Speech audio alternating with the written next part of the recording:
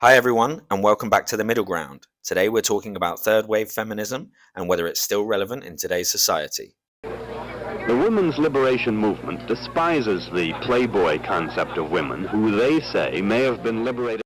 Third wave feminism emerged in the 1990s and is focused on intersectionality and the recognition that women experience depression in different ways based on factors such as race, sexuality, and class, and of course, the gender pay gap. How is it sexism when we have no barriers today? So we can pick what we want to pick. Who doesn't have barriers? Women don't have barriers? Women, yeah. What's We have stopping no you? You can do barriers. whatever you want. I can you? or you can? What's stopping you? Speaking of the gender pay gap, it's important to note that this is a complex issue that requires a video in and of itself. While it's clear that women are often paid less than men for the same work, the reasons for this are varied and not always clear-cut. Factors such as career choice, education, and the impact of motherhood on women's careers all play a role in the gender pay gap. It's a topic that requires a nuanced discussion, and it's important to recognize that people often don't understand the complexity of equality and equity. And that complication was being assigned female at birth. You see, because my mom had been told that if she gave birth to a daughter, it wasn't worth phoning home about. After all, she'd already given birth to my older sister, and this time everyone had high hopes that she would do right and have a son. But she didn't. She had me.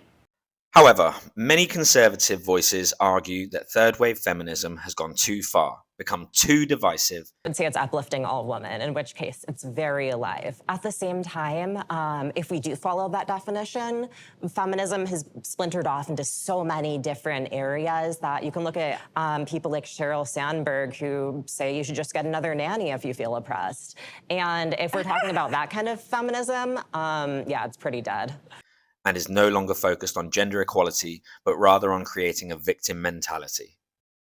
And on the other hand, some argue that third wave feminism is necessary to address issues such as the gender pay gap, sexual harassment, and assault, and the lack of representation of women in leadership positions. So many moments in that coverage from 1970 when news workers are, openly disdainful or dismissive or, simply overly amused by the idea that women might have something worth fighting for. Critics of third wave feminism also argue that it's becoming increasingly hostile towards men specifically, and the focus on gender is limiting progress on other important issues. So it would be obviously impossible to fly a regiment halfway around the world at a moment's notice when at least half the regiment could simply never be ready on time. While both sides make valid points, it's important to consider the nuances and complexities of the issue.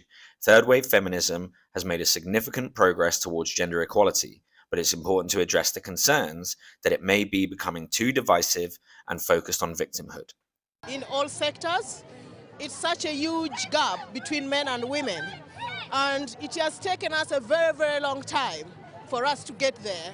But we are not even closer to get there. This country's in a much better state than other countries around the world, but we're still not completely fine with treating people fairly despite who they are. At The Middle Ground, we strive to provide a balanced perspective on tough issues like this one. We encourage open dialogue and respectful debate to move towards a better understanding of complex issues like third wave feminism. And again, thanks for watching. Don't forget to like and subscribe for more content from The Middle Ground.